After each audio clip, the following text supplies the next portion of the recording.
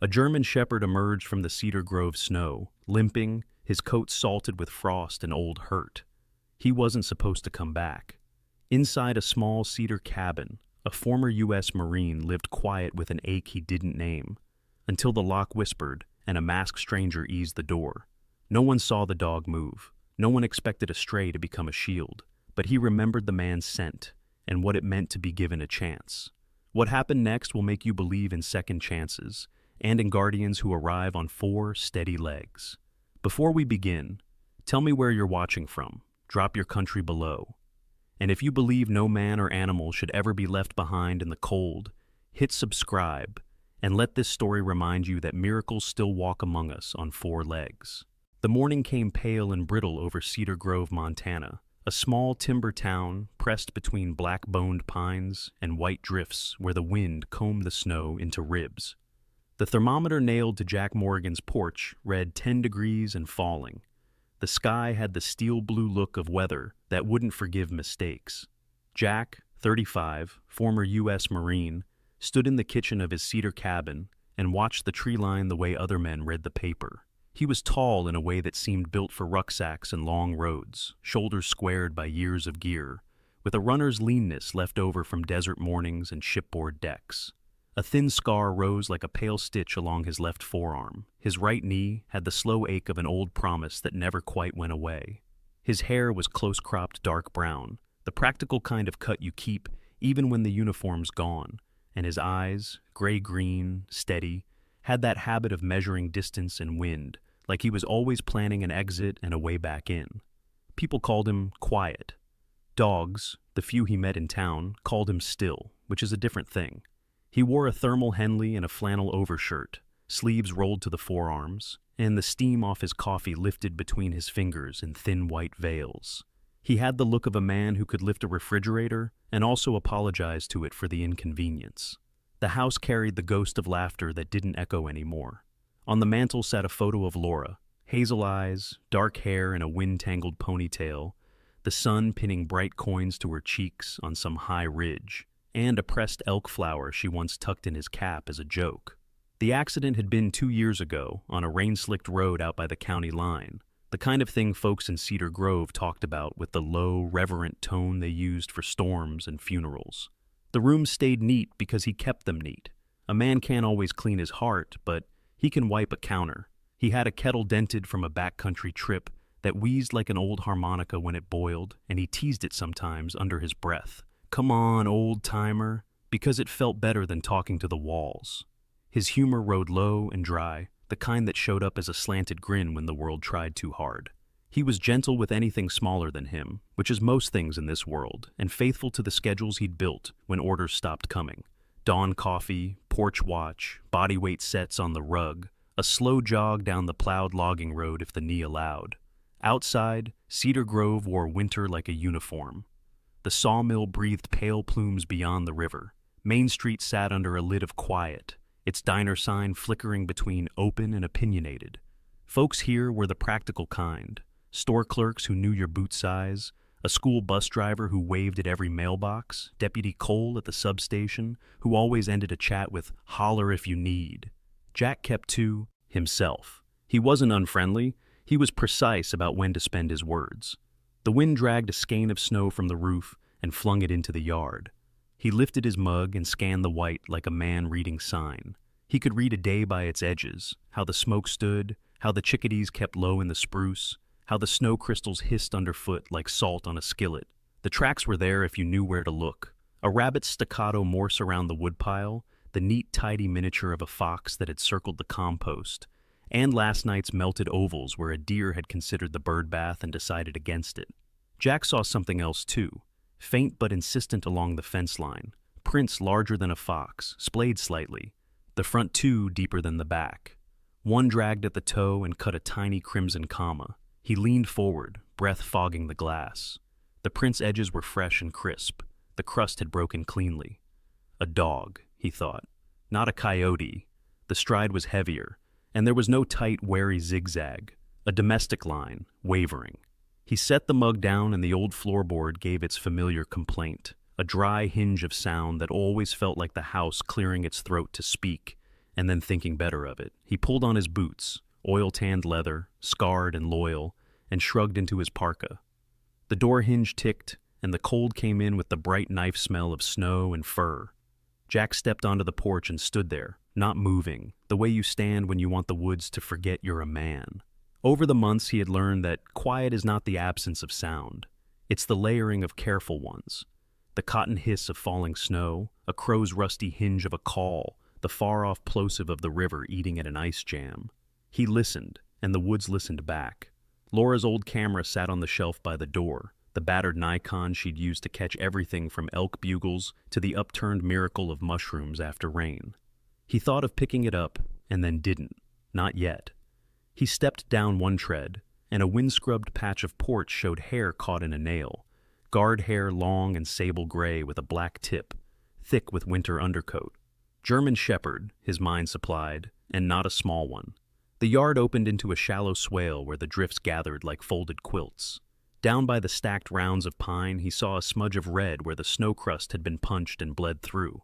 Old blood, darker, oxidized. He crouched slow and let his glove hover above the print. The drag again, a right forepaw. He rose without following it. Strays came and went around Cedar Grove, farm dogs mostly. Some dumped in summer after a bad decision turned into a worse one. It angered him in the quiet way that makes a man cut more firewood than he needs. He was not sentimental about what he could not fix, but he was not careless either. He turned back toward the porch, and the dog appeared, silent as a thought that had finally made up its mind. The German shepherd came out of the weather like a sentence written by the wind. He was big through the chest, but leaned down by winter, a rangy male with the textbook shepherd slope to his back, and a tail that carried low and brushed the snow. His coat was a storm of sable and charcoal, the guard hairs clumped with rime where frost had threaded itself along the outer layer. Under that, the woolly cream of an undercoat drifted up at the shoulders like torn lint. One ear was nicked, the left, a triangular bite long since healed. The right had a black flag at the tip. His eyes were the burnished amber you only notice when a dog is close enough to change your day. Across the right foreleg, just above the pastern, a shallow laceration crusted at the edges with the dull brick of dried blood. The same paw dragged a fraction, painting the snow with a thin, almost polite line. He held himself forward and low, a point of tension at the withers, muzzle slightly parted to pull Jack's scent deeper into the dark library of his head. A dog tells the truth with his body. This one said, "I'm hurt, I'm hungry, I know what men can do, and I came anyway." Jack didn't move. He put his hands out from his sides, palms visible, empty. A universal grammar animals never stop teaching men.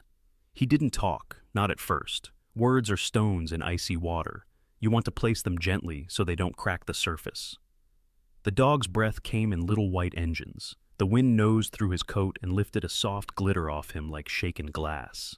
He was not mangy. He was not feral. He looked like a dog who had belonged to somebody who had stopped belonging to him.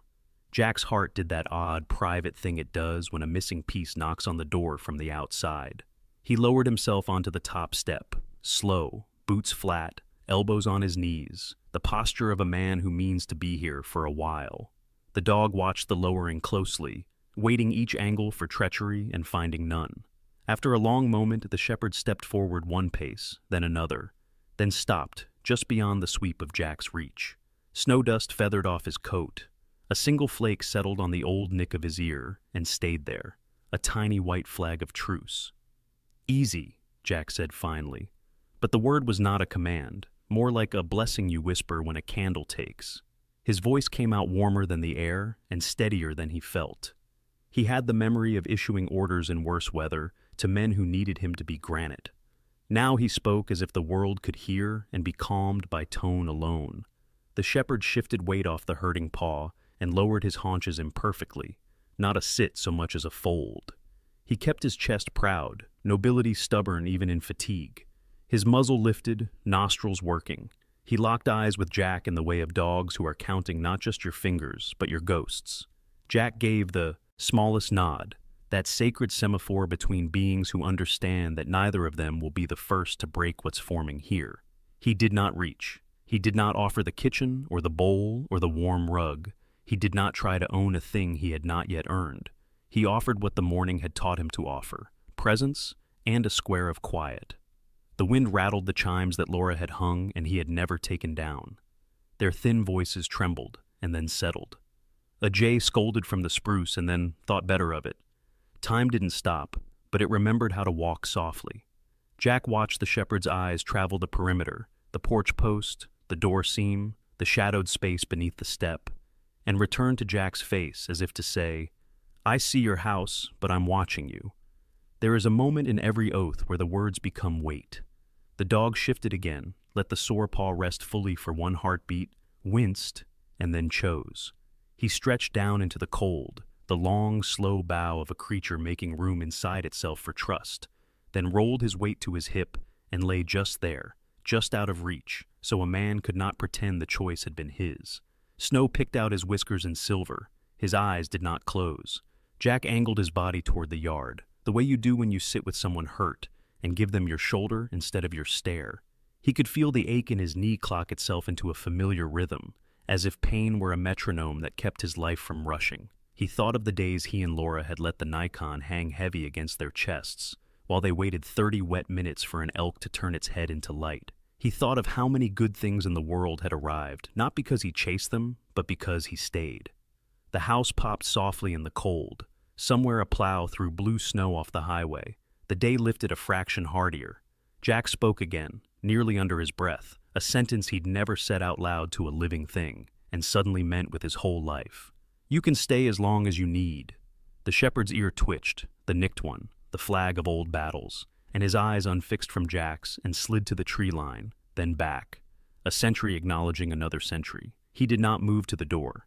He did not beg or whine or pace. He simply did the bravest thing a wounded animal can do. He did not leave. Morning wore its cold crown over Cedar Grove again, the light thin as scraped bone, and the wind busy dusting the world with glitter that never felt like luck. The timberline stood in its dark congregation, behind Jack Morgan's cabin, and the plows had cut their quiet scars down County Road 12 before dawn. Jack ate his oatmeal without tasting it, watching the yard the way a lookout watches a horizon. The shepherd had not come closer in the night. The shallow divot where he'd lain, just beyond the reach of a man's hand, had filled with a sifting of snow as tidy as a tucked sheet, and the drag of that right forepaw had printed a faint parenthesis along the fence line. Jack was 35 years old and wore the age like a veteran wears a jacket, because it had places to put things you needed. He had the measured calm of a man who had learned that urgency is a ladder you climb only when you must, and today he chose the steps slow. He boiled water for coffee and listened to the house, that old cedar box with its familiar ticks and settling sighs, the photographs on the walls catching the thin light like small windows into a warmer weather. He moved through his routine because routine is a kind of prayer when you aren't sure which words will do. Push-ups on the rug, stretches that made his knee complain and then negotiate, the kettle's wheeze that sounded relieved to be useful. Outside, the shepherd returned as if the day itself had remembered to bring him. He manifested from the edge of the spruces, with the wary economy of an animal who has never been allowed to be careless. A big-chested male, worn lean by winter, coat heavy with frozen dust that winked where the sun broke the clouds. He carried his head proud and low at once, that paradox of dignity and deference good dogs manage, ears swiveling independently like small satellites mapping the porch, the yard, the man. The injured paw tapped the snow, lifted, tapped again, the hitch of a body tolerating pain because there are bigger problems than pain. Up close yesterday he'd smelled of iron, cold fur, and the faint sour of hunger. Today the wind rewrote his scent, but the story stayed the same. Jack didn't open the door yet. He stood behind the glass and let the shepherd choose the terms of the morning. The dog circled once, his track scribing a careful letter into the white, then settled back in that same cautious fold beyond reach. Amber eyes bright in the pale. The distance between them felt ceremonial, like a line drawn on the floor of a church. Jack thought of canine units he had trained beside, how the best handlers never forced a greeting, how they let the dog read the room, read the man, read the world. Memory opened, and he stepped into it with the practiced gentleness you use on a sore joint. Sergeant Manny Ruiz in Kuwait, a compact Puerto Rican in his early 40s built like a reliable door frame. The kind of man every new Marine gravitated to without understanding why. Manny wore his hair high and tight, kept a pencil tucked behind his ear out of superstition as much as habit, and laughed with his whole chest in the rare moments the desert forgave laughter. He handled a sable shepherd named Bishop, a square-headed, calm-eyed athlete with a spine of titanium will, who could switch from play to work the way a hawk folds its wings and becomes a knife. Manny taught Jack the first rule of dogs and men. What you reward, you repeat. What you correct, you do once, cleanly, and move on. The second rule, patience is a weapon that doesn't show on a metal detector. The third, trust is a ladder with rungs you cannot skip. You don't go grabbing at trust, Morrigan, Manny would say, sun throwing hot coins off the Hesco barriers while Bishop blinked in the heat. You stand still enough that it walks to you. Jack put his hand on the door jamb and breathed. On the shelf near the coat rack rested Laura's Nikon, black paint rubbed to brass along the corners, the rubber grip gone smooth where her thumb had lived for years. He took it down the way a man might take down a family Bible, checked the battery, and turned the dial until the little green auto blinked like a permission slip. He wasn't a photographer. He was a collector of proof. Proof that the world still made things worth seeing. Through the kitchen window he framed the shepherd in the glass, the wary set of the withers, the ribs written just faintly under the winter coat, the white rime caked delicately along the whiskers like frost flowers. He took 2 quiet shots, the shutter barely a breath, and then another when the dog turned his head to track a jay's rude complaint in the spruce. The act steadied him. It always had steadied Laura. He missed the way she narrated the smallest observing. "Look at him pose, Jack. He knows he's beautiful," and then laughed at herself for caring that the world was beautiful in the first place. A truck rolled by on the road, tires throwing wet gravel against the cold, and a hand lifted from the cab in that rural hail that means both hello and we're still here. Gus Ellery drove the county plow most days in winter, a wiry man in his mid-50s with a horseshoe mustache and wrists like braided cable, perpetually dusted in road salt and cheerful argument. He had the look of an ex-high school defenseman who still heard the crowd when he shoveled his walk. Gus minded his business, but not at the expense of humanity. He honked once, a bright upbeat, and Jack lifted 2 fingers in a salute. Gus's good-natured nosiness had probably saved 2 roofs and 1 marriage last January when the river thought about coming to visit. Today he kept rolling, and the brief civilization of that honk slid away into the white. Jack opened the door then, and let the cabin exhale its warm breath into the bright cold. He stepped out, holding nothing but the camera, then set the camera on the porch rail and raised empty hands. The bow. Shepard's eyes flicked to the camera and back, cataloging. Jack sat, slow, shoulders soft, his weight turned slightly away from the dog in the universal grammar of, "It's your call." Minutes have different lengths in the cold. These dripped a sap. The dog's breath fogged and thinned, his pupils pinned and widened in tiny adjustments as if calibrating a lens. The injury tugged at Jack the way it tugs at any decent man. The slice along the right fore was shallow but unclean, edged with the kind of frostburn you get when wet fur meets wind too long. "Infection will walk into a body if you leave the door cracked," Manny used to say. Jack spoke, finally, the way one introduces himself to a skittish horse. "You're all right," he said, and let the voice do what the hands were not allowed to. "You're on my ground, and that means you're safe." The dog flicked an ear, and the faintest rumble rolled, as if the chest wanted to consider growling, and then thought better of committing to it. Jack smiled with the corner of his mouth. "Fair enough." He stood and eased back inside, movements deliberate, left the door a hand's width open, so no sudden noises would kill the morning they were building. He took down a stainless steel mixing bowl and filled it at the sink, not too full. A slosh can become a spook, and when he came back to the threshold, he knelt and pushed the bowl forward across the boards with the tips of his fingers until it chinned the porch edge. "Water," he said softly, as if the word itself were a gentle creature. The shepherd rose, cautious syrup in the joints, head low. He did not come straight. He traced a small defensive arc to scent the door seam, the porch post, the rail where the camera sat dark and unmoving, and then he faced the bowl. His lips rolled a fraction, a show of equipment for the ledger, and the growl happened for real this time, quiet, honest, a warning note in the old music that says, "I remember how this goes." Jack did not repair the distance with more words. He did nothing at all, which is the hardest thing. He let the dog decide who they would be to one another. The shepherd stepped in, and the sound of his lapping was shockingly human, a little embarrassed at its own need. He drank with care, breaks between mouthfuls to lift his head and sweep the doorway with a glance, snow clinging to the damp fur under his chin like sugar. The bowl's metal ringed lightly against the wood. Steam rose from his breath, entwined with the steam from the coffee in Jack's hand, and for a second the two lives braided visibly in the air before the wind took both. The dog's eyes never left Jack's face for more than a heartbeat, but the tension loosened by degrees into something that looked suspiciously like relief. When he finished, he nosed the bowl once, a polite thank you, or a test Jack couldn't parse, and then he sat back in that imperfect fold of his and let the hurt paw rest. Jack picked up the camera again and did not take a picture. Some moments are not witnesses, they are participants.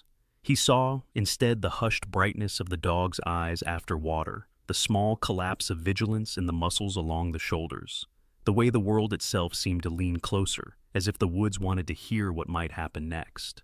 From the road, the plow's echo faded. From town, the diner's grease angel bell would be ringing someone in out of the cold. From the high ridge, a cold sun worked uselessly at mercy. Jack set the camera down and folded his hands the way a man might fold them before a prayer he didn't quite know how to speak. Somewhere, a jay decided it had said enough rude things for one morning. The shepherd blinked slower, the heavy upper lids making him look momentarily younger, almost foolishly handsome in that earnest way shepherds have when they stop calculating. He did not scoot closer. He did not roll or wag or beg. He kept the ceremony of the space because the ceremony meant that the choice was still his. Jack nodded once, as if to seal a pact drafted in silence. "Thank you," he said, and he wasn't sure whether he meant for the trust, the company, or simply for choosing to live long enough to drink. The wind lifted, threw a handful of powder up into sunlight, and the flakes hung there a moment, like bright ash. The dog turned his head to watch, and then turned it back. He had come, he had drunk, and, miracle of small mercies, he did not leave. By the third morning, Cedar Grove's winter light had softened from iron to pewter, a gentler shade that still bit the lungs. The storm had moved off toward the high ridges, leaving behind snow that creaked like old floorboards under a boot and a sky polished thin. Jack Morrigan rose before the sun, because habits built in war outlive the clocks of peace, brewed coffee that tasted like bark and resolve, and checked the yard as if reading an instrument panel. The shepherd was there already, a dark fold against the drift below the porch rail, not sleeping so much as waiting with his eyes half-lidded, a soldier's rest. The wound along his right fore had dried into a rough brown seam. His breath came steady. His ribs no longer wrote themselves so sharply beneath the fur. He lifted his head when Jack stepped out, and he did a small thing that was not small. He thumped his tail once against the snow, immediately embarrassed by the honesty of it, and resumed his careful dignity.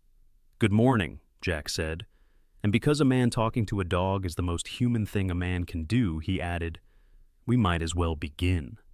He didn't mean training, not yet. He meant the day. Jack had decided a name the night before, and kept it like a secret in his mouth to see if it felt true when morning came. Names matter. They are ropes thrown across a river. Rex, he tried now, not as a claim but as an offering, and the dog's ear, nick-notched like an old map, turned toward him with the precise interest of a chess player hearing a move called.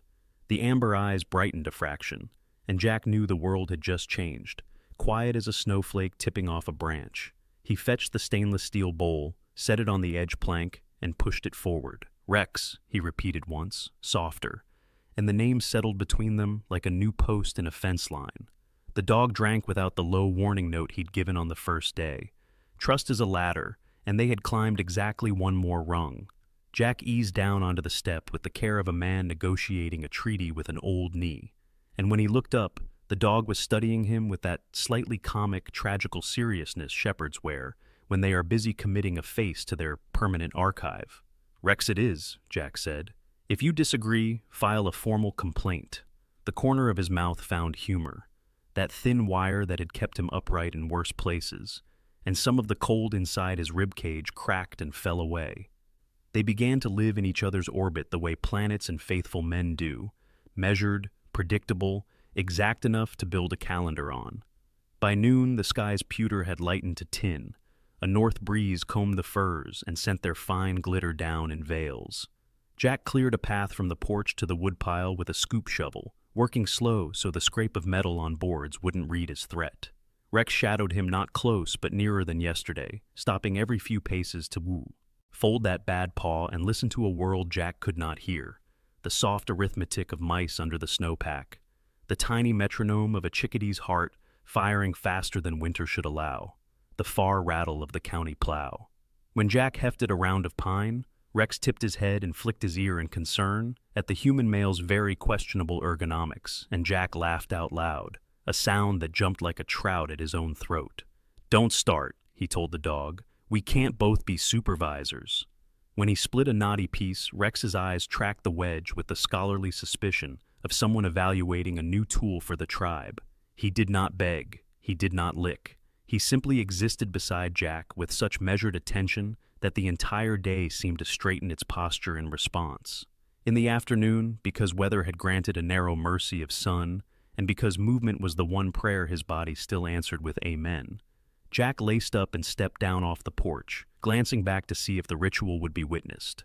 Rex lifted himself in that imperfect fold, shook his fur so the frost flew off like glitter shaken from a costume, and fell in 2 paces behind Jack's left knee, as if he had been doing so in another life. They followed the plowed bite of County Road 12, past the stacked hay bales and the old mailbox with Ellery painted on it in a confident hand, then took the logging spur where the tire ruts had frozen into 2 pewter rails. It wasn't running, not yet. It was the long, purposeful stride of men on patrol who mean to come back with all their pieces, and in the rhythm of boots and paws, Jack heard the talk he hadn't had the courage to speak since Laura died. He spoke now, without agenda, like a man airing rooms after a long winter. He told Rex about the ridge in Utah, where the mule deer had boiled out of the junipers like ghosts, about the time Manny Ruiz had taught him to read a dog's tail like a semaphore, about Laura's habit of singing snatches of songs that ended in a laugh because she never remembered the verses, only feelings. He told small jokes the way you feed shy birds, pinch, toss, wait, and when the dog's ear cocked, he dared a little more. He said the name he said at night when the room was dark, Laura, and when the wind didn't punish him for it, he said it again, softer, and the dog looked up and then back to the road, in a gesture so respectful it felt like a nod at a graveside. They moved like that for 1.5 miles, the sky pale and clean, and the lodgepole pines black against it like handwriting. A pickup passed them and gave a rural wave. At the wheel was Sarah Pennington from the diner, mid-30s, willow-tall and long-armed, freckles like spilled cinnamon across a narrow nose, auburn hair braided under a knit cap. Sarah had the quick eyes of a woman who counted tips as hope rather than money, and the mouth of someone who had learned to say what she meant after saying nothing for too long during a bad marriage. She had divorced a man with fists 2 years back and had taken to keeping a baseball bat by the coffee filters, not because she expected trouble, but because sleeping better is a kind of medicine. She slowed and rolled the passenger window down enough to let out a blast of jukebox and fryer oil. "That your dog, Jack?" she called, teeth flashing a grin that made winter look like a temporary opinion. "Working that out," Jack said. "Name's Rex." Sarah gave the dog a once-over with the frank tenderness of people who have had to teach their own shoulders to stand down. "Handsome heartbreak," she said. "You take care of him, he'll make a church out of you." She winked, tapped the door twice, and rolled on, taillights blinking a red code beneath the pale sun. Rex watched her go, then returned to Jack's knee, and the rhythm of stride and paw picked up again, the little drag of the bad leg smoothing almost into invisibility as heat found the joint. By twilight, they had a schedule. Jack filled the bowl, Rex drank, and then sat sentinel on the edge of the porch as if he'd been posted there by an authority older than Cedar Grove's founding charter. When Jack brought in wood, Rex shifted to give clear lanes as if he understood traffic control. When Jack stood too long staring at the trees, Rex tipped his head and gave a soft chuff, the conversational consonant of a dog telling you that standing still is a great plan, but perhaps breathing would also be wise. Inside the cabin, Jack set Laura's Nikon on the mantel and told himself he would not take pictures tonight. Some vows are meant to be broken gently. He took 2 anyway, through the glass, Rex's profile against dusk, a monarch cut from shadow, and then set the camera down with a tender guilt that felt like gratitude wearing a clumsy coat.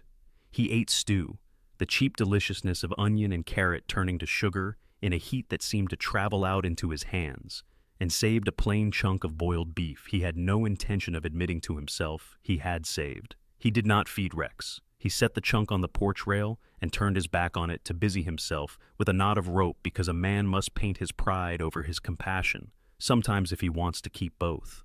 When he came out later, the meat was gone, and Rex's eyes refused to confess. Night laid its big hand over Cedar Grove. The temperature fell like a decision. The pines creaked. Frost grew on glass as if the cabin were exhaling secrets onto the window.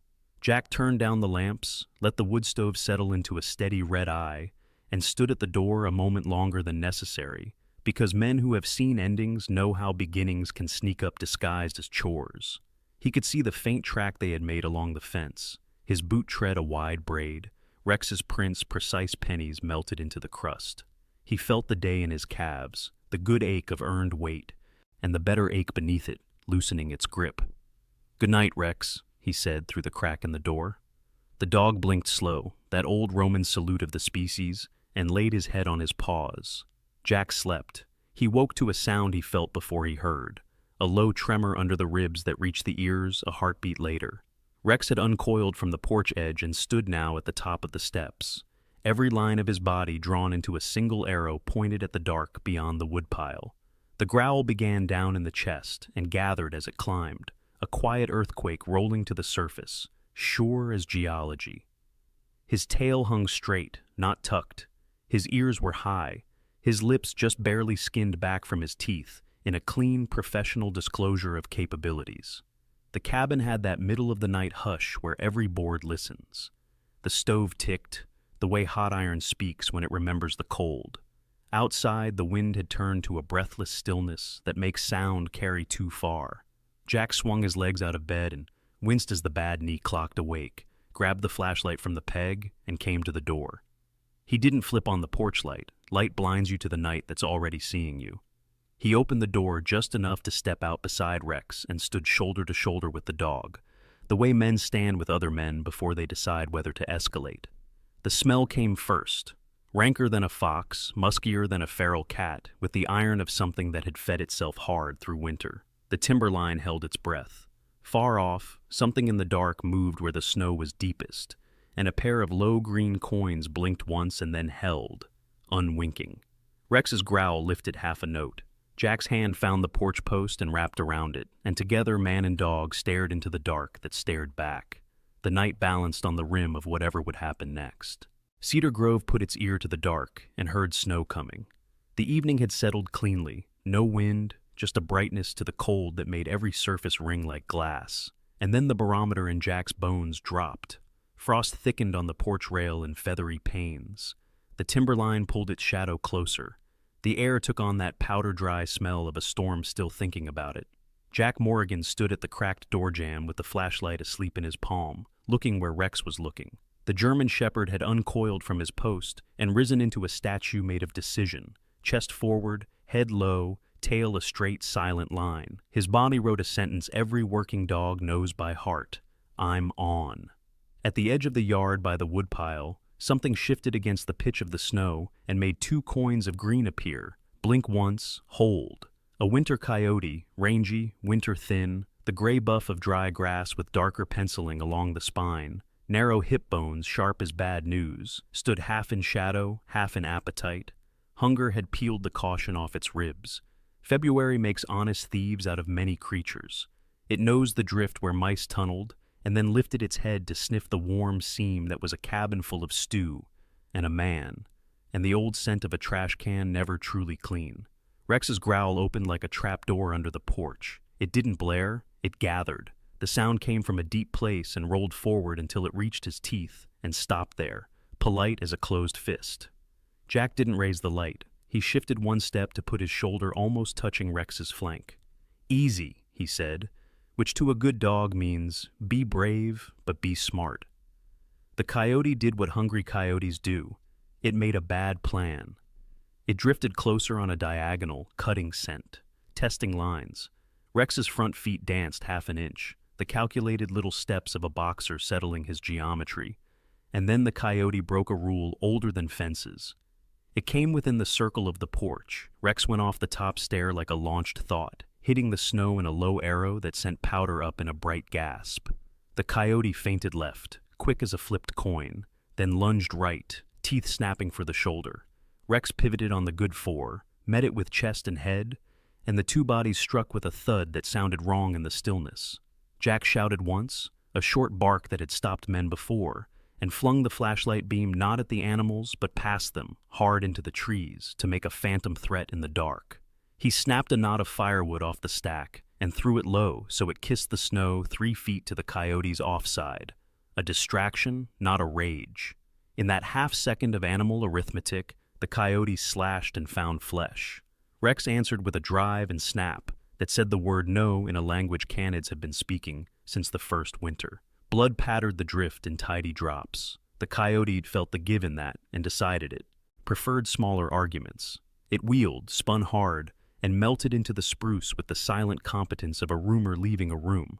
Rex took 2 chasing steps and stopped, trained or merely wise, it didn't matter, and stood there, quartering the dark, breath-punching steam, owning the yard like it had come to him on a deed. Jack's heart was a fist thumping the door from the inside. He went down the steps in measured paces you could have set a metronome by. He spoke as he went, because tone can so shut what adrenaline tears. "Back to me, Rex," he said, not quite a command. And Rex backed 2 steps, eyes still on the tree line, then turned to show his shoulder, like a man says, "This is the truth." A shallow slice ran obliquely through the thick fur over the right scapula, an ink stroke of red widening as the blood warmed. It was not a ragged tear, thank God. More like the clean letter a sharp incisor writes when it means to send a message without annulling a life. Still, winter and open flesh is a pair that makes its own weather. "Okay," Jack said, to the dog, to the night, to his hands. "We're doing this by the numbers." He slid the flashlight into the porch sconce, pushed the door wide, and went straight for the hall closet where the med kit lived. Not the small glove box roll he kept in his truck, but the solid one with a zipper that opened like a book. He grabbed heavy leather work gloves from a nail, a stack of clean flour sack towels from the pantry, a roll of vet wrap left over from some past project involving a neighbor's horse, and a cheap plastic basin that once had washed blueberries and would now wash blood. He set water to warm, not hot. You don't pour heat onto shock. And his phone began to ring in his head before he had dialed it. Animal Control routed him to the county wildlife desk, where a woman picked up on the second ring with a voice like a wool sweater, soft but built to last. "County Wildlife, this is Maya Keating." He'd met her exactly once at a library talk on living with urban elk. Early 30s, short and square-shouldered, dark hair chopped blunt and practical, a clean pale scar like a hyphen under the left cheekbone, eyes sea glass green that had a way of taking in a room and making it rise to its better self. Former EMT, he remembered. Good at lists, good at triage, good at telling people the worst thing in a way that made them feel bigger than it. Tonight, the steadiness came down the line like heat. "What do you have, sir?" "Coyote came too close," Jack said. "My dog engaged. Shoulder laceration, right side, above the scapula, bleeding steady. Dog is alert, breathing normal, posture okay. Any limping?" Forepaw drag existed before, unchanged. No new weight loss on that leg. "Good. Roads?" Jack glanced toward the window. Snow had started, not much, just sugar, and the forecast had promised more. "Coming down. I'm 5 miles past Cedar Grove." "Copy. County plows are on priority routes only. I can't get a unit to you for a few hours, maybe morning if the pass goes sideways. You comfortable following instructions?" "Yes." Gloves on, long sleeves. Do not put your face near his. If you have a cone, skip it. We're not escalating. Irrigate with lukewarm water gently to clear hair and debris, then pat, not rub, dry with clean cloth. Apply direct pressure with folded towel for 10 solid minutes. Do not peek. If blood soaks through, add another towel. Don't remove the first. After bleeding slows, you can approximate edges with sterile gauze and vet wrap. Firm, but not tourniquet tight. You should be able to slip 2 fingers under the wrap. Keep him warm and still. Offer small sips of water. No food for now, no human pain meds, especially not ibuprofen or acetaminophen. Dangerous for dogs. Her voice thinned a little, as if a long night had been wrung through it. And talk to him. Your voice lowers cortisol. It's not folklore, it's chemistry. Jack smiled without meaning to. Roger that.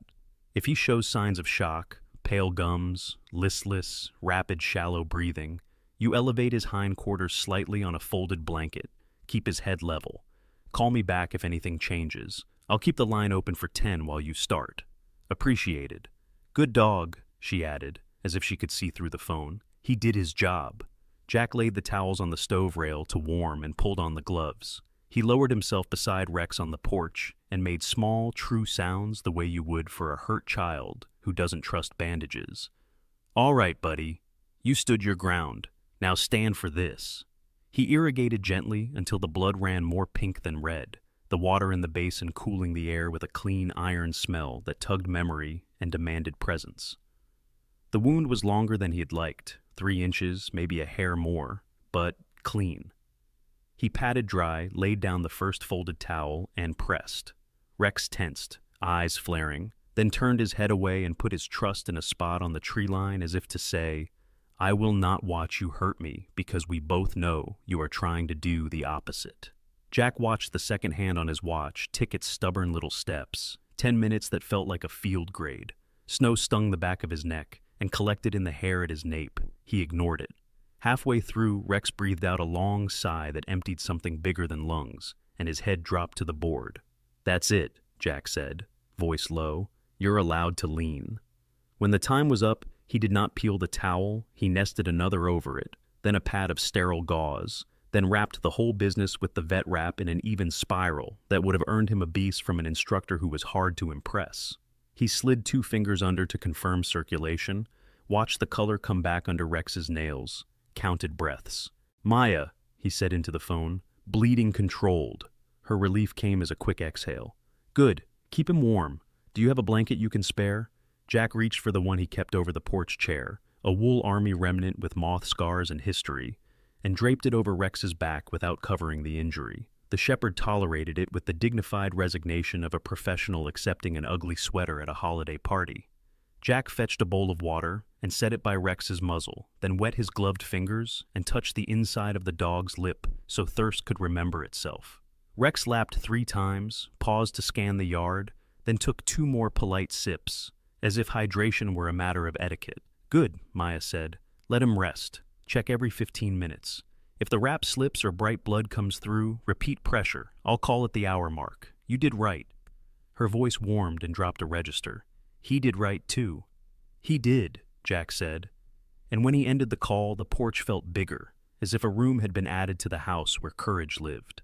Time went sideways the way it does when fear has been invited to sit, but not to speak. The storm found itself and began to write its white grammar across the yard. Rex dozed and woke, his ears working in his sleep like small hearts. Once, far off, the coyote called, a high, ribboned note that sounded like both loneliness and guilt.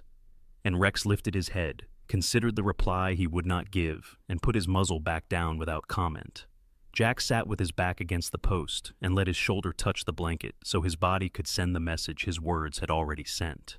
He told Rex a short, foolish story about a night patrol in Helmand when a stray brown dog had fallen in beside a squad and refused to leave, and how the meanest sergeant on the planet had shared his last jerky with it and been surprised when his heart kept working afterward. He said Laura's name into the wool, accepting the way grief can be both a weight and a kind of salt that makes everything sharper and therefore more worth tasting. He laughed once, softly, when Rex snored in a small, offended way that meant even heroes are ridiculous when unconscious.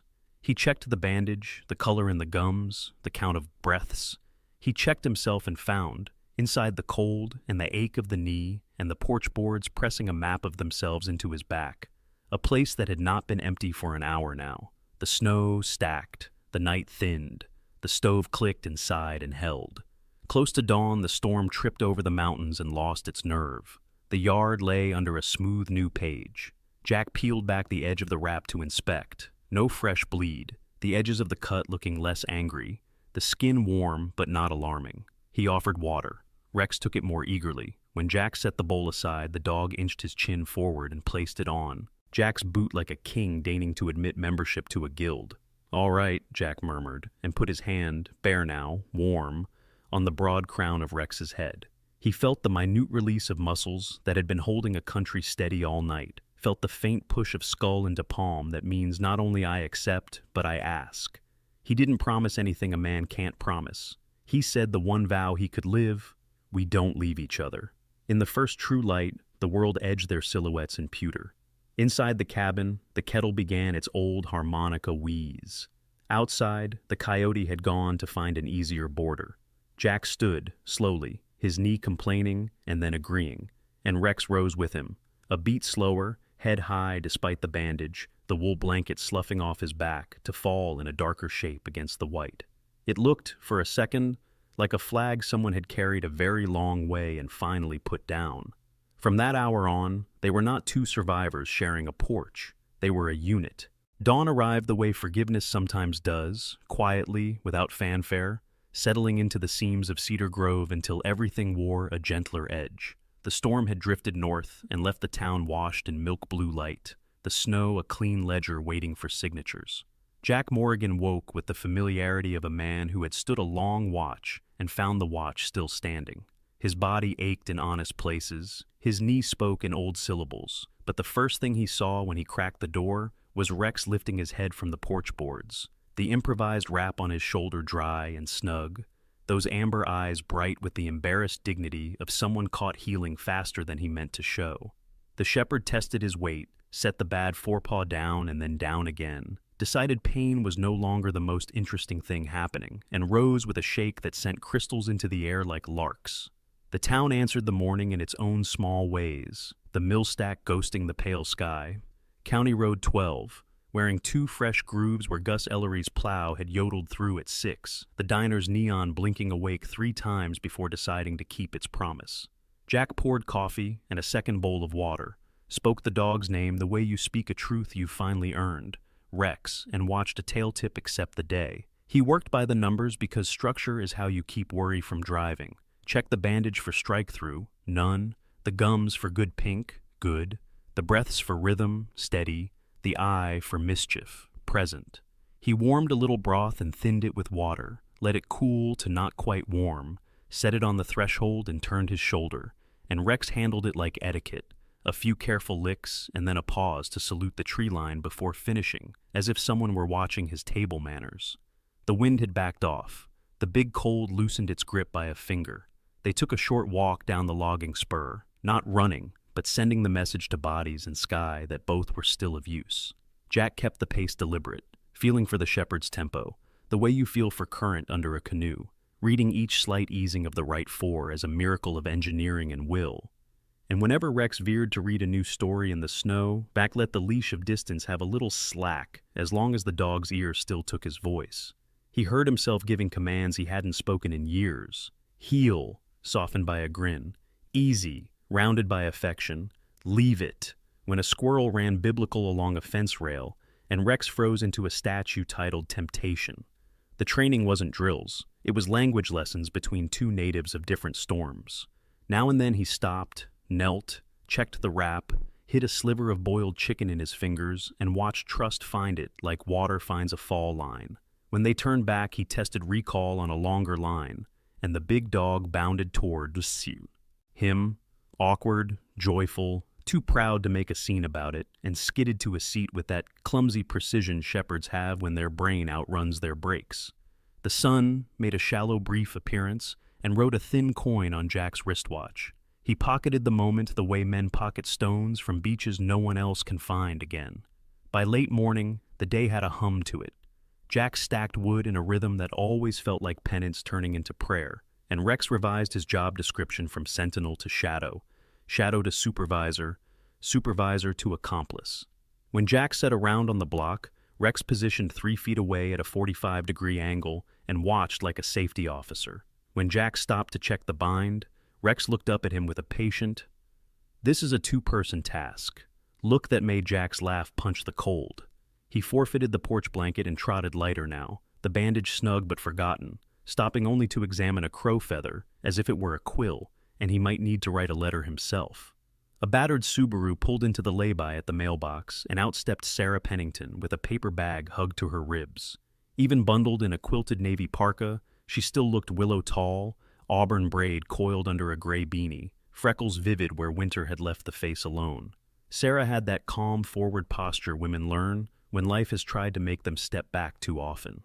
Her smile today had the quick flash of someone showing you they're okay without making you agree. "Brought you contraband," she said, and tilted the bag.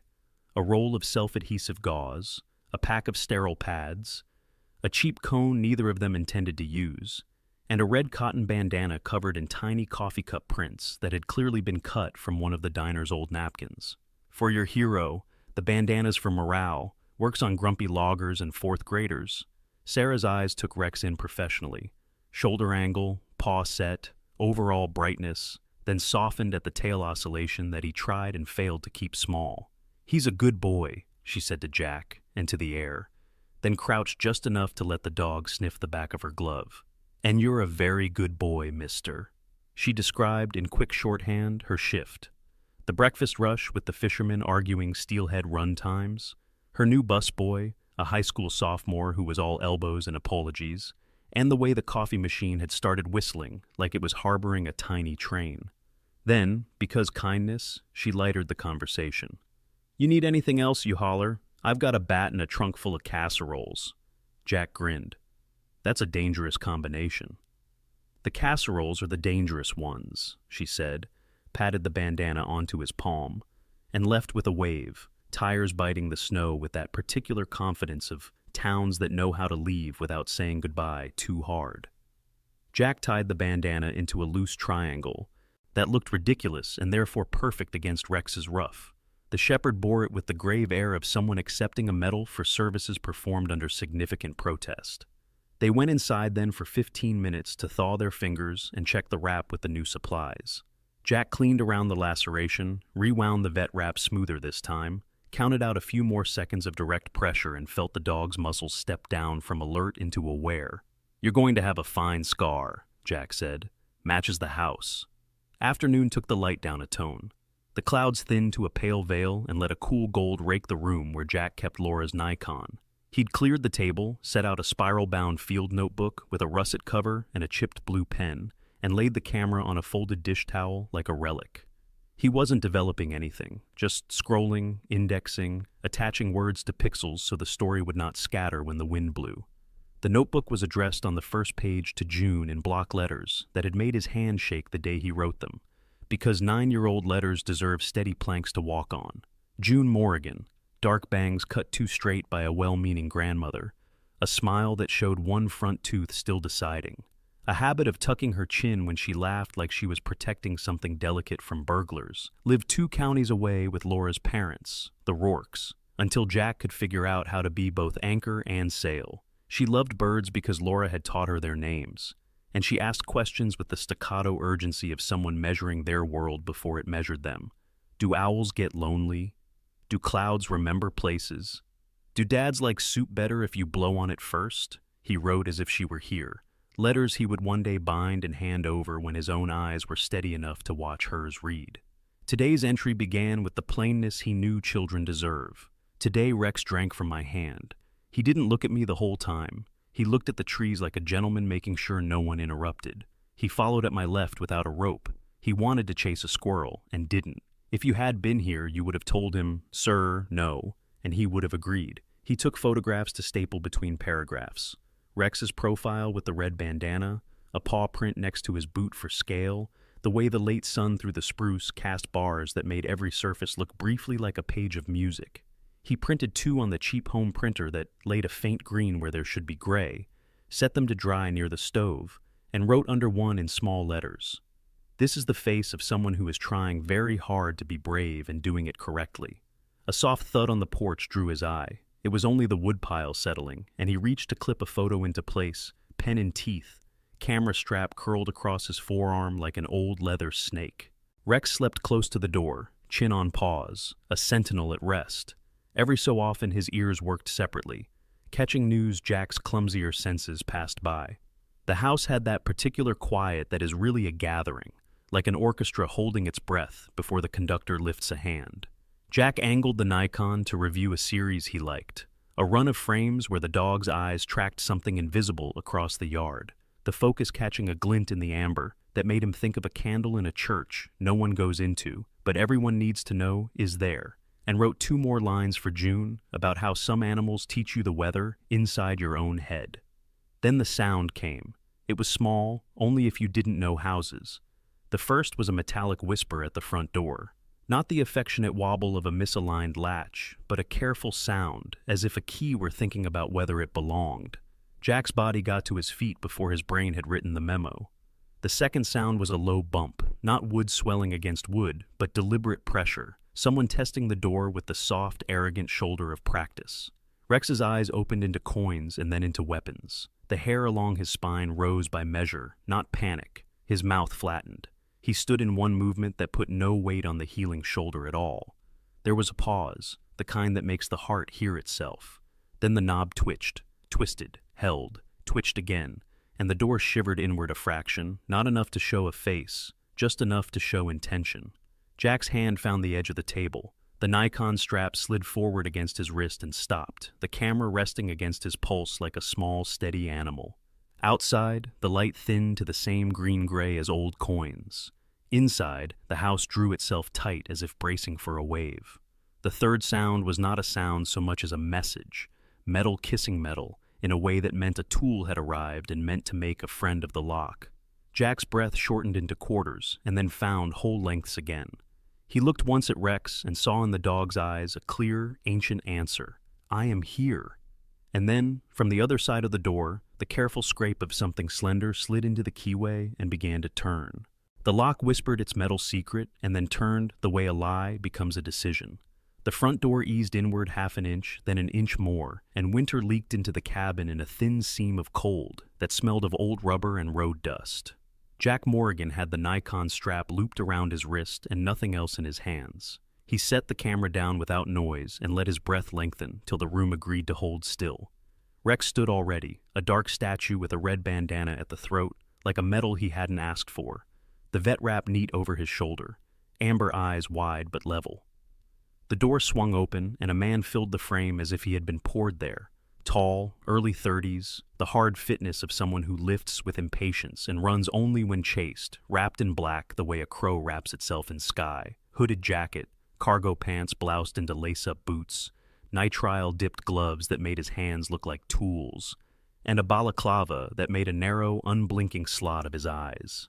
Those eyes were a pale, unsettled blue with a freckle in the right iris, the color of old ice, bored and calculating at the same time. He smelled faintly of cheap detergent, and the colder ghost of cigarette smoke scrubbed off a jacket, but not a life.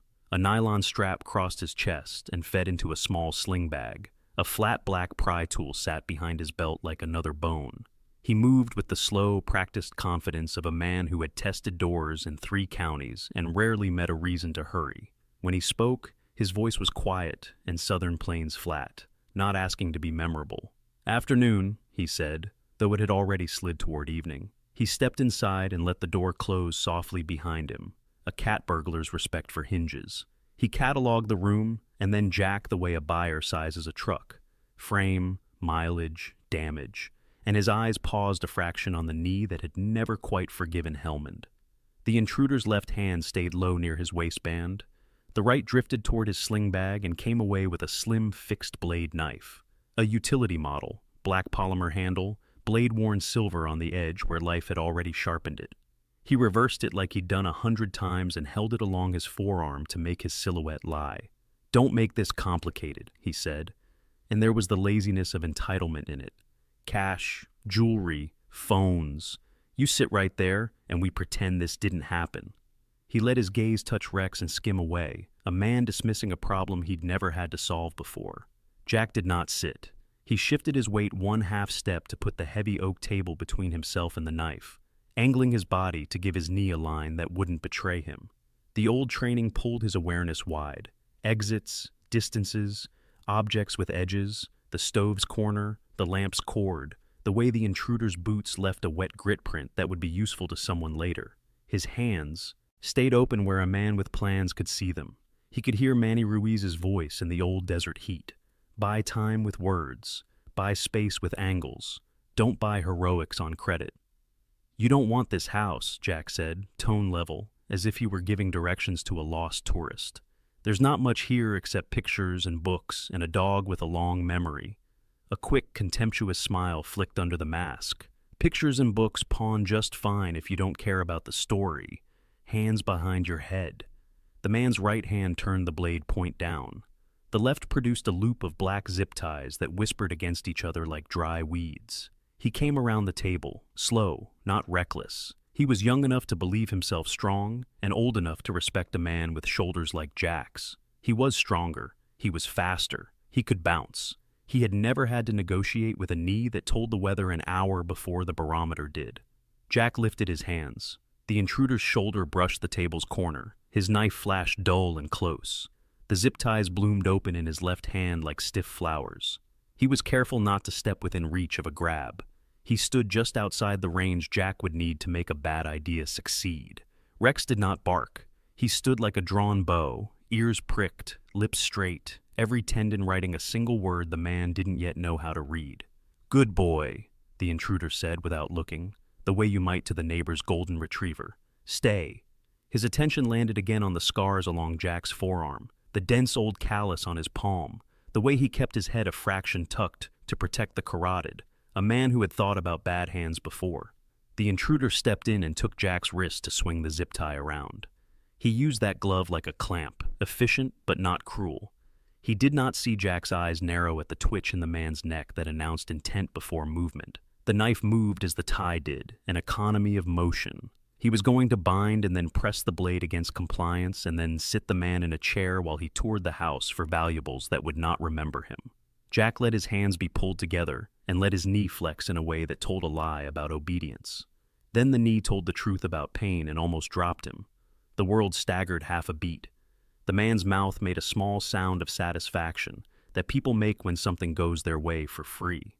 Memory punched through the cabin like a hot wind, a stairwell in Sangan, the smell of powdered concrete, Manny's hand on his shoulder blade pushing him through a doorway, and a brown dog that had come up out of nowhere and refused to leave, muzzle foamed, ribs a counting lesson, eyes old. He had lived. He was not alone. The thought landed like a stone in a bucket. "Rex," Jack said, and he didn't raise his voice at all. The intruder's head turned, no more than a half inch, no more than a blink. But in a small room and a tight moment, a half inch is a mile. Rex moved from stillness to violence with the clarity of a lever pulled. He didn't launch for the throat or the face. He went exactly where a working dog goes when it means to end a tool's usefulness. He hit low, left forefoot planted, right hind driving, a silent engine until the last half foot, when the growl came up like thunder under boards. His jaws found the intruder's right forearm, where the tendons sing under the skin, just proximal to the wrist, just below the meat of the brachioradialis, and closed with a workman's certainty. The pressure was not the hysterical clamp of panic. It was the clean, even vice of an animal that understands leverage. The knife skittered out of the man's fingers, clanged against the table leg, and slid under the chair with the humiliating, ringing sound of lost advantage. The man howled, a short, shocked syllable, more furious than afraid, and jerked backward. The jerk tried to take his arm with it. Rex stayed attached and flowed, driving through his hips, head angled outward to protect his eyes. The world condensed to breath, noise, the pull of cloth under teeth. The snap pop of a zip tie dropped and stepped on. The intruder swung with the left, a hard backhand that cut air where the dog was not. Rex adjusted infinitesimally and shook once, a lethal little exclamation point that wrote pain into the man's nerves faster than sense could read it. Jack's knee wobbled. Jack did not. He stepped to the side, put the table between himself and the flailing legs, kicked the knife farther under the chair, and used his free hand to grab the phone from the mantel in a motion that felt like muscle memory from 100 drills. Assess, act, communicate. He never took his eyes off the man. "Off! Off! Off!" the intruder barked at the dog, the wrong word said the wrong way by a man who had never earned a dog's ears. Rex held until the arm stopped trying to be a problem, until the man's body understood that flailing was a tax it could not afford. And then, because Jack's voice went low and exact on a single word he'd never used with this animal, but both of them somehow knew. Out, he released and backstepped, planting himself between Jack and the intruder, chest high, teeth bared, not as theater, but as affidavit. A red crescent beaded along the man's forearm where the sleeve had torn and the skin had confessed. He clutched the wound with the gloved hand and stared at the dog in a way that had nothing to do with pets and everything to do with new math. He brought his gaze up to Jack and tried on a laugh that didn't fit his mouth. "Crazy mutt," he said, breath fast now, voice throwing a new color into the room, anger borrowing courage. Jack's thumb had already found 9, then 1, then 1, a sequence that felt like a childhood prayer said too fast and exactly right. He lifted the phone to his ear and stepped one pace back so the stove's corner lined with his hip, and Rex's shoulder brushed his shin, and the line clicked and rang and began to live. Outside, the last of the afternoon thinned to pewter. Inside, a dog's growl rolled like far thunder over dry hills. Jack said, steady as a man making his name known at a roll call that matters, "This is Jack Morrigan on Mountain Spur Road, home invasion in progress." The phone clicked live and a woman's voice arrived with steadiness like a hand on the back. 911, what's your emergency? "Home invasion in progress," Jack said, eyes on the man in black, one hand keeping the table between them, the other bracing the phone. "Suspect is inside my residence on Mountain Spur Road. I'm a former Marine. I have a German Shepherd.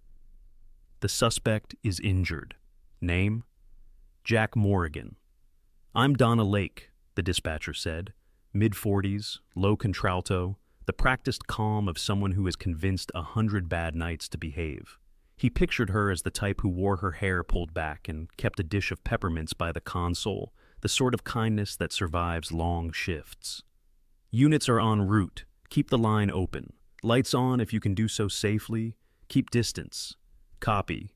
The intruder, taller by a thumb and younger by a decade, pressed his gloved hand to the crescent of blood Rex had written on his forearm. He took in the dog, stance forward, mouth clean, eyes steady, and recalculated. The pale eyes on the man's masked face had lost their boredom. They were narrow and bright now, like someone realizing the map is wrong. "Call him off," he hissed. "He's off," Jack said. "He's also working." Rex stood between them like a door no man opens by accident, bandage snug on the shoulder, red bandana cocked at the throat, absurd and ceremonial at once. The growl in him lived low and continuous, the quiet thunder of a storm that knows its schedule. "Jack," Donna said in his ear, "officers from Cedar Grove substation are 2 minutes out. Deputy Cole Harper is primary. Can you move to a safer position?" Jack edged back a half step, drawing the intruder's eye. "You don't want this," he repeated, tone dry as snow. "Walk out now. Put your hands where they can see them." The man's gaze flicked to the front door, to the window, to the narrow hallway that would lead to bedrooms and bad choices. He lunged, not at Jack, not at the dog, but sideways, grabbing the back of a chair and shoving it over. The oak toppled, banged the floor, startled the room. Rex took one collecting step and then two, the growl lifting half a note, and the man broke for the kitchen, shoving through the swinging door, as if he could outrun the architecture. Jack followed enough to keep him in sight, not enough to give up the open space a body needs to survive a knife that isn't currently within reach. The back door held a simple deadbolt and the kind of latch a careless person would forget to flip. Jack did not forget. The intruder hit it and cursed, spun, scanned the room for something to help him argue. He came up with a steel water bottle from the counter and threw it in Jack's direction as a rhetoric of exit. It clanged off the frame and skittered across the tile. Rex flowed with him, not chasing, shaping, moving like a shepherd does when it becomes the geometry of a space. He kept the man penned in a half circle, a crank that tightened when the man tried to widen it, and when the intruder feinted toward the hallway, Rex moved 3 inches left and the feint died. The standoff broke when the man decided he preferred outside to inside at any cost. He shouldered past the swinging door, sprinted across the living room, and went for the front. Jack gave way, angling his body to keep out of a blind lunge, and the intruder ripped the door open and shoved into the cold. Rex launched after him, a dark comet with a red star at the throat. "Rex!" Jack barked, and the dog heard the leash in that single syllable. He did not go for the shoulder, did not tackle, did not commit them both to a fight on a porch slick with new snow. He went surgical. At the top step, he lunged just enough to put teeth into the intruder's right pant leg at the calf, fabric giving with a tearing rip that sounded like a page yanked from a book. And he bit clean and let go, leaving 4 bright punctures and a ribbon of cloth flapping from the fleeing man's leg. It was an affidavit written in blood. It would hold up. The intruder cleared the steps, leapt off the bottom tread, stumbled, regained speed, and cut left toward the woodpile and the low fence beyond. His breath threw white flags. His boots slapped hollow against the frozen earth. He hit the fence at a bad angle, got one leg over, scissored the other late, caught his heel, and crashed into the drift on the far side. He scrambled up and punished the distance toward County Road 12. Dark figure on pale field, a smear of red beading down his calf into the fresher snow, and printing his route like a dotted line for anyone who knew how to read. Sirens arrived not as shrieks, but as a braided promise. 2 units coming hard, one from the substation, one from the highway. Their sound climbed the timberline and set the night birds listening. Donna Lake's voice warmed a degree. "We have eyes on your address. Stay inside with the door secured. Is the suspect still on property?" "Heading toward the road," Jack said, one hand on the frame, Rex planted beside him, both of them riding the cold with their breath. "Left calf injury, torn pants, right forearm bite. He's bleeding." "Keep your dog with you," Donna said. "Officers are aware there's a protective on scene." "He's well behaved," Jack said, and realized the absurdity of talking like that when the world had a knife in it, and laughed once despite himself. "Copy." The first cruiser slid to a stop sideways like a hockey move, tires whispering on packed snow. Deputy Cole Harper unfolded from the driver's seat in one unhurried piece. A big-shouldered man, late 30s, wheat blonde hair clipped close under a beanie, square jaw in need of a shave. A patient steadiness about him like the friend you pick when a trailer needs pushing. He wore the county's olive parka over a plate carrier, badge light catching along the curve, and his service belt rode easy, not showy. He had kindness stored in the corners of his eyes the way some men store anger in their teeth. Cole swung his gaze over the house, clocked Jack and the dog, gave a 2-finger nod that said, "Both I see you, and I'm glad you're okay," and then tracked the red commas that Rex had left on the snow. A second unit slid in behind, driven by Officer Nadine Wu. Small-framed, late 20s, black hair braided tight, eyes fast, the quick, exacting energy of a student who aced tests and chose a job where tests move. She took one look at the steaming tear in the snowbank and the ribbon of cloth in the yard and said, "Trail's hot," more to herself than anyone. Cole keyed his shoulder mic. "Harper to all units. Suspect on foot, northbound toward County Road 12, blood trail visible, probable arm and calf injuries. Dark clothing. Advise he may be armed with secondary tool. Property owner safe with canine. Nadine, you're on my left. We'll cut him at the spur." He didn't bother to ask Jack to stay put. He trusted the look of a man who would. "Lock it," he called, and Jack did, hand on the deadbolt. Rex stood with his chest at the door seam, ears tracking the shape of pursuit as it moved away. The sirens throttled down to low wails. Footsteps, the cop kind, even and quick, stitched up the road and into the stand of lodge poles where the snow lay thinner. Jack listened to the silence that follows competence and felt the room expand by a breath. He kept Donna on the line because her voice bridged the space between here and help. She asked for a description. He gave it in clean sentences. Build, gait, voice, the freckle in the right iris, a flash he surprised himself for having noticed. "Good," she said. "That helps." On the road, the night picked up a new music, a man crashing through brush with a plan that was unraveling. 2 officers letting the forest tell them the rest. Cole followed the blood where it fell off a fence rail, set his boot where the suspects had slipped, and cut the angle to take away the road. Nadine flanked wider, eyes scanning 6 feet ahead and 6 inches down, hands relaxed on the light that skimmed the ground low and flat. She had been the kind of kid who sorted the mixed Lego back into their sets. She liked order. She ran toward making it. A shout popped. "Sheriff's office! Stop!" And then the fast, ragged denial of a man who didn't like hearing his name without vowels. "Off!" A thrash, a stumble, a swear, a breath-losing fall, the hollow drum of a boot meeting a buried log. Cole arrived at the drainage cut where the road's ditch shouldered a stand of willow whips and found the suspect trying to burrow past the world. "Hands," he said, breath easy, voice that middle register cops practice because it either calms or warns, and the pale eyes flashed up in a mask that looked smaller than it had in Jack's doorway. The man moved to rise.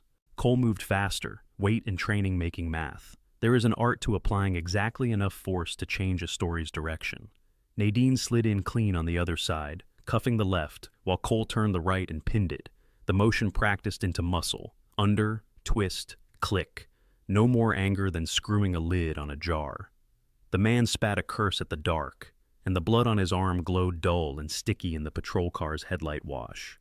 "Medical will look at that," Nadine said. Not unkindly, because some habits are humanity. Cole's breath plumed and vanished. "You're done," he said simply. Back at the cabin, Donna's voice lit with the smile you can hear. "Units have the suspect in custody," she reported. "Officers confirm injuries consistent with your description. Sit tight, Mr. Morrigan. They'll come to you for the statement." Jack let out the breath he'd been storing. Rex looked up at him, ears easing down, then walked to the hearth and sat like a soldier at ease who will still stand if you blink wrong.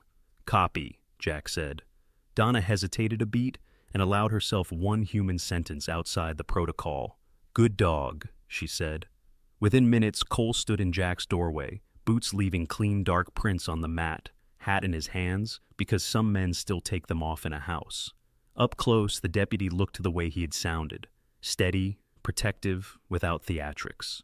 "You all right?" he asked. "We are," Jack said, and glanced at Rex. He earned his keep. Cole's eyes slid to the shepherd and warmed, then returned to the business at hand. "Your caller is our guy," he said. "Been hitting elderly homes from here to Pine County for 6 months. We'll sort the rest at the station." His tone carried a small, quiet gratitude men use when another man's night could have gone worse and didn't. Nadine took photos, door latch, fallen chair, the little ribbon of torn fabric. Hands efficient, face unreadable, except for the flicker of relief when she saw the bandaged shoulder and did her own math about who had protected whom. Outside, the sirens fell completely silent, and the road remembered how to be a road. Snow began again, new lace over old prints, already softening the dots of red into stories only trained eyes would still be able to read by morning. Inside, the stove ticked once and sighed like a house forgiven. Rex lowered himself to the rug and, because he was on duty until told otherwise, left his eyes open. Morning came late to Cedar Grove, as if the night had wanted to make sure it left everything in one piece. The fresh snow softened the blood sign into pink ghosts, and the road wore a white hush that sirens had already surrendered. Deputy Cole Harper's cruiser idled gentle plumes out front while he finished the statement with a pencil he kept shaved down to honesty. Close up, his wheat-blonde stubble looked like frost in sunlight, and the kindness in his eyes survived even the paperwork. Officer Nadine Wu moved with practiced, nimble precision through the room, photographing the latch, the torn ribbon of black cloth, the clean half-moon on the floor where the knife had skittered and been kicked under a chair. She was small-framed, almost delicate until you watched her think, and then she was all edges made for fitting the world back together. "You kept your head," Cole said at last, tucking the notebook away, voice unshowy and warm. "We're not supposed to say this part, but I'll say it anyway. Thank you. You and your partner saved us weeks on this one." He nodded at Rex as if saluting a veteran in civilian clothes. Nadine crouched at a respectful distance and let the shepherd sniff the back of her gloved hand, her face unarmored into a quick smile when the dog's tail made a small, involuntary tick. "Good working, dog," she murmured, not baby talk, just the professional tribute of one protector to another. They left without ceremony. The best exits are the quiet ones, and the cruiser's tire tracks printed a neat ledger down the lane before the wind signed them over. News runs on snow faster than on asphalt. By midday, the neighbors arrived not as a crowd, but as a procession of human habits. Gus Ellery first, the county plowman, mustache bright with frost, shoulders gone to rope and gristle from decades of winter. He stood in the threshold like a friendly bear, holding a bag of kibble the color of bad cereal and a new stainless water bowl with a dent that proved it had been discounted. "Dog tax," he announced, voice like gravel poured straight from a truck. "Man does a good thing. Town pays its dues. He bent at the waist, old man formal, to offer Rex the back of his hand. "Hey there, Sergeant," he said, because some men cannot help promoting things that save lives. After Gus came Mrs. Alvarez from 2 houses over, mid-60s, silver braid thick as a rope down her back, a math teacher's exactness in every gesture. Widow, church alto, the kind of woman who could stretch a pot of beans into a miracle. She deposited a casserole hot enough to steam the air and tapped the dish with a spoon like a bell. "For strength," she said softly, eyes crinkling at Rex's bandage. "For both of you." She peered at Jack as if grading him on rest. "You will sleep today." Jack promised he would try. Behind her came 2 kids from down the ridge, Caleb and Rhea Jenkins, 13 and 11, pine needle hair and ferret, curiosity, hovering at the boundary between bravery and manners. They carried a hand-lettered card that read, "Hero Dog" in thick marker, the R backward, the O enthusiastic. "He saved you?" Rhea blurted, eyes wide. "He saved himself too," Jack said gently. "Best heroes do both." Rex tolerated the attention with a working dog's polite confusion. "Why are we not on duty?" Then accepted a single approved pat and returned to his post by the window. Even Sarah Pennington swung by on her break, carrying a cherry pie whose lattice top looked like a basket-weaving class where everyone actually listened. Snow freckles jeweled her auburn lashes. The bat in her trunk never left her company long. "Heard about the arrest," she said, voice brisk to keep feelings from tipping the room. Donna at dispatch called in for a coffee and used the adjective textbook. She leaned an elbow on the door jamb and gave Jack a look that mixed appraisal and affection, the way you look at someone who tried to outrun the dark and then learned to walk with it instead. "You okay?" "We are," Jack said, mostly thanks to him. He touched Rex's crown, and the dog's ear flicked like a flag acknowledging a passing ship. Sarah's smile sharpened into something truer. "Good," she said. "I like living in a town where the good guys win boring." She nudged the pie into his hands. "Take your victories with sugar." By afternoon, the official gratitude arrived with the gentle awkwardness of small-town ceremony. Cole came back in his olive parka with a form on a clipboard and a plain unframed certificate that looked like it had been printed on the same machine that did fishing licenses. "Cedar Grove Sheriff's Office commendation," he read, trying not to sound self-conscious and failing in a way that made the moment dear. "Presented to Jack Morrigan and Rex for courage and assistance to law enforcement." He shook Jack's hand with a grip that said both man to man and neighbor to neighbor. He unfolded a nylon collar tag engraved at the hardware store, "Rex," bold and simple, and fastened it to the shepherd's current rig with a click that sounded a little like a promise. "Don't make me chase you for a rabies certificate," he added, humor sanded down to affection. "Maya Keating will swing by tomorrow to check that shoulder. She'll bring the paperwork you dodged tonight." Nadine snapped a quick photo for the report, the 3 of them in the doorway, Snowlight making a halo out of ordinary breath, and then they were gone again, leaving the house fuller than it had been at breakfast. The phone call Jack had both wanted and dreaded came as the pale blue of afternoon thinned toward pearl. The screen lit with June, and a 9-year-old's certainty rushed the room before he even answered. "Daddy?" Her voice was high and clear, and a little papery at the edges, as if it had dried in the air on the way to him, behind. Her, the soft orchestral clatter of the Rourke kitchen, Laura's mother, Eileen, moving with an Irish nurse's competence and a grandmother's every need anticipated orchestra of small noises. June did not wait. Children never do when they've had to. "Grandma has the TV on, and it says a bad man came to your house, and there was a police car and a dog saved you, and... Daddy, are you okay?" The last word broke, a small snap in the middle. Jack sat slow in the chair by the stove, because the human body does better with news if it thinks it chose to sit. Rex, who had learned something of words by now, came and placed his chin on Jack's knee without sulking about jurisdiction. "I'm okay," Jack said, and made his voice a field in sunlight, every syllable a hand on her back. "I'm better than okay. I'm with a friend who is very brave and very smart, and who thinks squirrels are suspicious." June hiccuped a laugh through tears. "The dog?" "The dog," he said. "His name is Rex." "Like a dinosaur," she breathed, awed. "Exactly like a dinosaur if dinosaurs listened better." "Is he soft?" "He is many things, and one of them is soft." "Grandma says dogs bring down your blood pressure," June recited, because the Rourke household measured the world in equal parts science and superstition. I believe, Grandma, Jack said. Eileen's voice drifted in, the warm, bustling alto of a woman who had loved him longer than grief would ever be, and then retreated on purpose to give the two of them a room. June inhaled like someone bracing for a wave and let the next sentence land with all the weight a child can carry. I don't want you to be alone anymore. Jack closed his eyes and pressed his brow to Rex's skull, felt the calm come up through bone. I'm not, he said. Not anymore. There was a silence that wasn't empty. It was full of 1,000 small understandings getting their coats on in case they were asked to leave. Can I meet him? June asked, small again. When the roads are kind, he said, we'll invite him to sit and I'll show you how to say hello like a scientist. And he can sleep by my feet, she decided, already decorating the future. We'll negotiate, he said, smiling. He is very attached to pretending he doesn't sleep.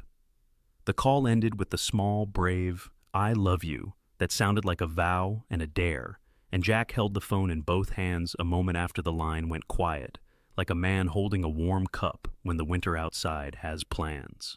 Twilight reached in and turned the cabin to a study of lamps and ember. The casserole released its kindness in tiny edible sighs. The pie waited with the patient vanity of good dessert. The certificate leaned on the mantel beside a photograph of Laura, who looked today as if she knew how to share him with the living. Rex made a slow, deliberate circle on the hearth rug, testing angles like a veteran, checking corners, then sank to his chest with a grunt that men all over the world understand as the sound that comes after a day has been wrestled into shape. Jack sat on the floor because chairs are for company and family erases furniture. He laid a hand on the great domed head and felt the dog's trust push back into his palm like a tide. Outside, Cedar Grove threaded itself back together, house by house. A porch light here, a laugh loosened there, the mill's steady exhale marking the hour. Inside, the old kettle found its harmonica wheeze and made a tune out of duty. Jack's voice when it came was quiet and unapologetic, the tone men save for speaking to the dead and the loyal. Your family, he said. It wasn't flowery, it was a homestead. A fence line staked and signed. Rex's eyes closed on that word and opened again, slower, as if he had filed it under useful. Snow ticked the windows. Heat breathed from the stove in red pulses. The house, which had been a museum of what he lost, arranged itself around a new artifact. 2 lives held in the same weather. Behind the glass of the window, the night kept its watch beyond the porch. On this side, a man and a dog held theirs. Cedar Grove was still, and for once the stillness was not emptiness. It was safety, wearing silence.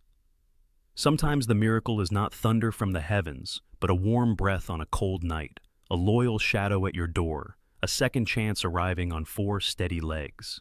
Jack and Rex remind us that God often works through ordinary courage and quiet loyalty, stitching protection into the fabric of everyday life. When we show up for one another, when we choose steadfast love over fear, we become part of that miracle. The porch light you leave on, the kind word you speak, the promise you keep, can be the answer to someone else's prayer. Carry this into your week. Look for the small rescues. Be the person who notices, who calls, who stands guard, who offers water and warmth. Trust that God remembers the lost, guards the weak, and sends help in ways we do not expect. If you have ever been saved by a kindness you did not earn, or if you believe no one should be left alone in the cold, let this story remind you that grace still finds a way. Call to action. If this story touched your heart, share it with someone who needs hope today. Tell me what part spoke to you most in the comments, and subscribe for more true stories of courage, love, and second chances. I am saying a prayer for everyone watching now. May God watch over you and your loved ones, bring protection to your home, and place guardians on your path when you need them most. If you agree, type Amen in the comments.